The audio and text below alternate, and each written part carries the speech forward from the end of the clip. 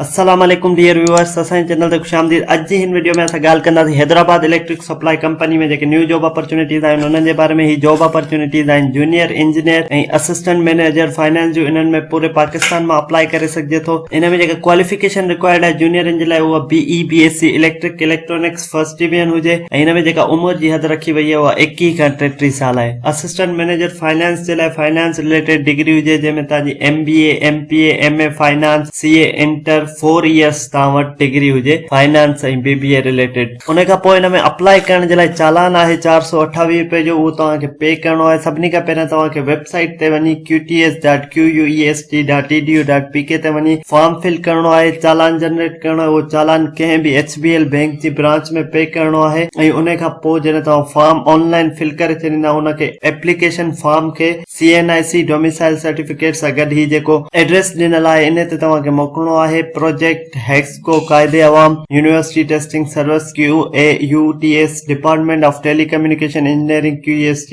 सकरन road Nawabshah तव्हांखे मोकिलणो आहे। 7/11/2022 इन जी लास्ट डेट आहे। हाणे हलूं था ॾिसूं था इन जो ऑनलाइन फॉर्म कीअं फिल कजे। ये असां जीअं URL सर्च कयोसीं qts.qust.edu.pk, ये असां उन्हनि जी ऑफिशियल वेबसाइट ते अची वियासीं। हाणे तव्हां हिते जॉब एडवर्टाइजमेंट ॾिसी रहिया आहियो। हिते तव्हां ही ऑनलाइन अप्लाई जेको ग्रीन बटन आहे हिते तव्हां क्लिक कंदव। जीअं तव्हां हिते क्लिक कंदव थी तव्हां वटि फॉर्म अची वेंदो ऐं हिते तव्हां न्यू यूज़र ते रजिस्ट्रेशन कराईंदो। रजिस्ट्रेशन जे लाइ तव्हांखे ही फॉर्म फिल करणो पवंदो। ही असां रजिस्ट्रेशन जो फॉर्म फिल करे आयासीं जंहिंमें नेम फादर नेम CNIC ईमेल ऐं असांखे पासवर्ड करणो, हिते रिटाइप पासवर्ड करणो। हाणे असां रजिस्टर ते क्लिक कयोसीं।